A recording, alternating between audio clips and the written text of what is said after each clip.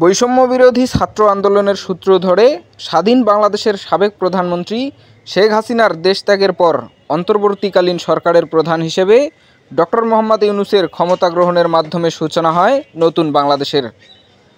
৮ August অন্তর্বর্তীকালীন সরকারের ক্ষমতা গ্রহণের মাধ্যমে নতুন বাংলাদেশে শুরু হয় ছাত্রদের নব উদ্যমে পথ চলা।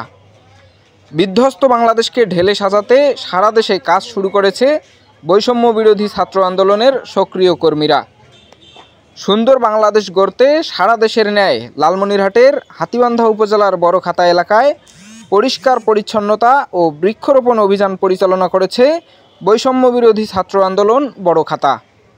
৯ আগস্ট বড়খাতা এলাকার মহান মুক্তিযুদ্ধের স্মৃতিচিহ্ন এবং শহীদদের স্মরণে নির্মিত গণকবরে পরিচ্ছন্নতা ও বৃক্ষরোপণ অভিযান পরিচালিত হয়।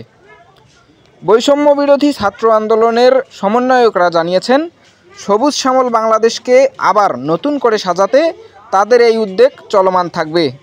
বৈরী আবহাওয়ার মধ্যে বৃষ্টিতে ভিজে বৈষম্য বিরোধী ছাত্র আন্দোলনের সক্রিয় সদস্য স্কুল কলেজের শিক্ষার্থীরা বড়খাতা উচ্চ বিদ্যালয়, বড়খাতা গণকবর ও অন্যান্য স্থানে বিভিন্ন জাতের ফলজ ও বনজ বৃক্ষ রোপণ করেন।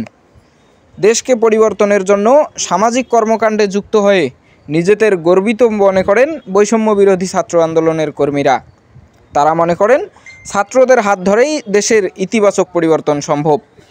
সেই সাথে বৈষম্য বিরোধী ছাত্র আন্দোলনের নাম ভাঙিয়ে কোনো রকম অপ্রীতিকর ঘটনা ঘটানোর চেষ্টা করলে অপরাধীদের বিরুদ্ধেও প্রয়োজনীয় ব্যবস্থা নেওয়ার দাবি সমন্বয়কদের।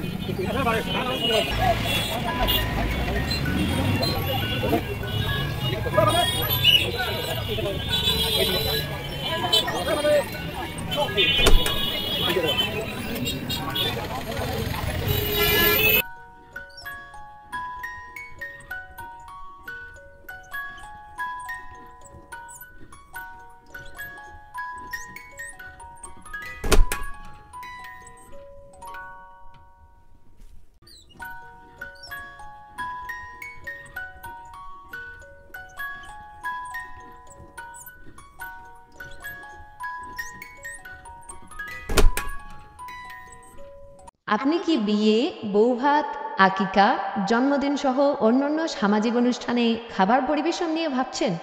আর চিন্তা নেই, এখন থেকে আমরাই দিচ্ছি সর্বাধিক সেবা। যোগাযোগ করুন আরোহী event management and catering service, Aziz মোড়, দিঘিরহাট, হাতীবান্ধা, লালমনিরহাট।